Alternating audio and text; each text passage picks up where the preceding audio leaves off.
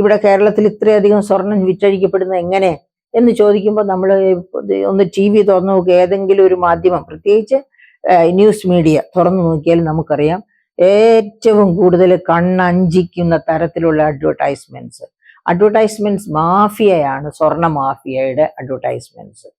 അത് മാത്രമാണ് കേൾക്കുന്നത്. അപ്പോൾ ഇതുകൊണ്ട് വലിയ അപകടമുണ്ട്. ഈ സ്വർണ്ണ മാഫിയ വരുത്തുന്ന അപകടം നമ്മൾ ഓർക്കണം. അതായത് ഒരു പെൺകുഞ്ഞ് പിറക്കുമ്പോൾ തന്നെ, അമർത്യ സെൻ ഇവിടെ ഇന്ത്യയിലേക്ക് ആദ്യം സാമ്പത്തിക ശാസ്ത്രത്തിന് നൊബേൽ പ്രൈസ് കൊണ്ടുവന്ന സാമ്പത്തിക ശാസ്ത്രജ്ഞനാണ് അമർത്യ സെൻ. അദ്ദേഹത്തിന്റെ ഡെവലപ്മെന്റ് ഓഫ് ഫ്രീഡം എന്നുള്ള ആ നോബൽ പ്രൈസ് കിട്ടുന്ന ആ ബുക്കിൽ തന്നെ വളരെ ശക്തിയായിട്ട് പിന്നെ പ്രസ്താവിച്ചിട്ടുള്ള ഒരു കാര്യമാണ് മിസ്സിംഗ് വിമൻ. അതായത് അതാണ് കാണാതെ പോകുന്ന പെണ്ണുങ്ങൾ, വനിതകൾ എന്ന് വെച്ചാൽ പെൺകുഞ്ഞുങ്ങളെ, ഭ്രൂണത്തിലെ തന്നെ പെൺകുഞ്ഞുങ്ങളെ ഹത്യ ചെയ്യുന്ന ഒരാചാരമുള്ള രാജ്യമാണ് ഇന്ത്യ. അതായത് മക്കളിലൂടെയല്ല, ആൺമക്കളിലൂടെ മാത്രമേ സ്വർഗം പ്രാപിക്കൂ എന്ന വിചാരം കൊണ്ട് മരണക്രിയകളൊക്കെ ചെയ്യുന്നത് ആൺമക്കളാണ് ഇന്ത്യയുടെ പരമ്പരാഗത രീതി അനുസരിച്ച്. അപ്പോൾ പിന്നെ ഒരു പെൺകുഞ്ഞിനെ അല്ല വേണ്ടത്, അവർക്ക് ആൺകുഞ്ഞിനെയാണ് വേണ്ടത്. അപ്പോൾ 2 or 3 പെൺകുഞ്ഞുങ്ങളൊക്കെ ഉണ്ടാകുന്നു എന്ന് വെച്ചാൽ അവസാനം ആകുമ്പോഴത്തേനും ഒരു ആൺകുഞ്ഞിന് വേണ്ടി ഭ്രൂണമാകുന്ന പെൺകുഞ്ഞുങ്ങളെയൊക്കെ ഹത്യ ചെയ്യപ്പെടും. അവസാനം ഒരു ആൺ ഭ്രൂണം എന്ന് വന്നാൽ മാത്രമേ അതിനെ ജീവിക്കാൻ സമ്മതിക്കൂ. അത്തരം ഒരു രാജ്യമാണ് ഇന്ത്യ. അത്തരം ഒരു രാജ്യത്തിന്റെ ഒരു ഭാഗമാണ് കേരളം.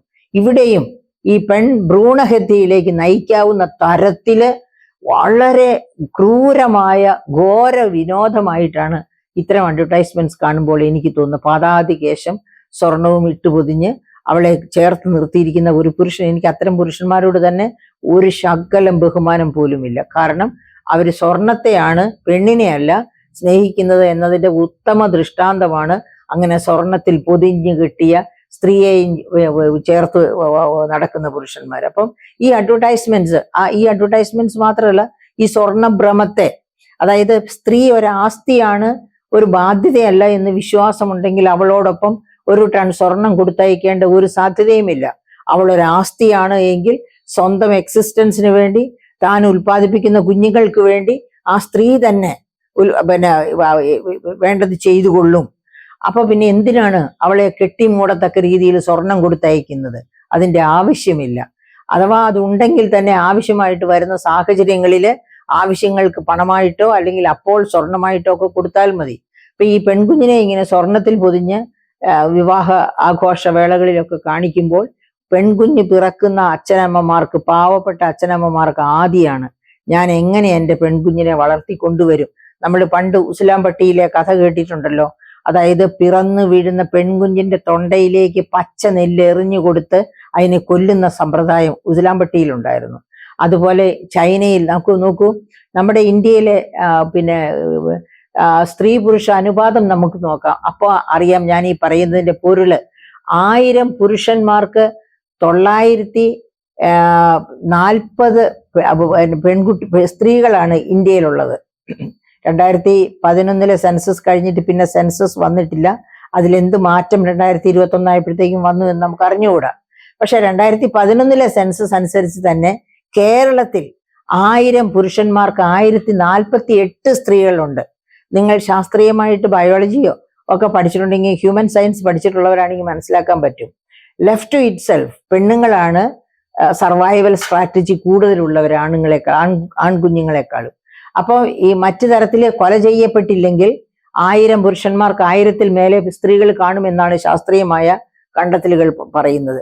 അപ്പൊ എന്തുകൊണ്ടാണ് ഇന്ത്യയിൽ 1000 പുരുഷന്മാർക്ക് 927 സ്ത്രീകളാണ് 2011 സെൻസസ് അനുസരിച്ചുള്ളത്?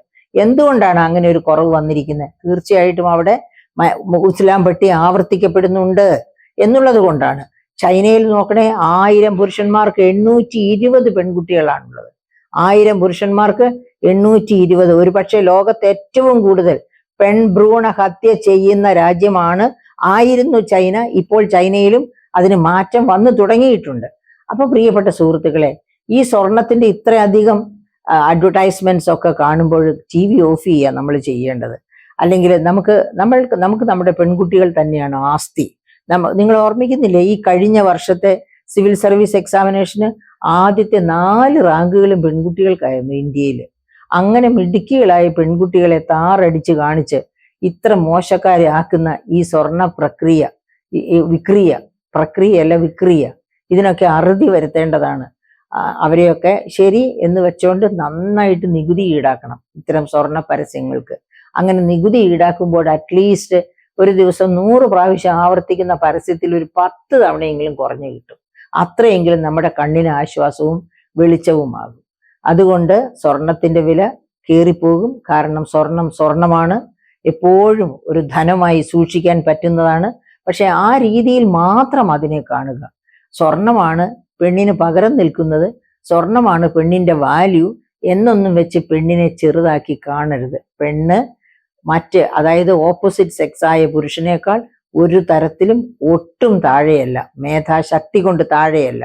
കായിക ശേഷി കൊണ്ട് താഴെയാണെങ്കിൽ അത് അവളെ വളർത്തിയതിന്റെ, അതായത് ആൺകുട്ടിക്ക് കൊടുക്കുന്ന അത്ര പോഷക സമൃദ്ധമായ ആഹാരം പെൺകുട്ടിക്ക് കൊടുക്കാത്തത് കൊണ്ടാണ് കായികക്ഷമതയിൽ അവൾ താഴെ പോകുന്നത്. അത് അവളുടെ കുറ്റം കൊണ്ടല്ല.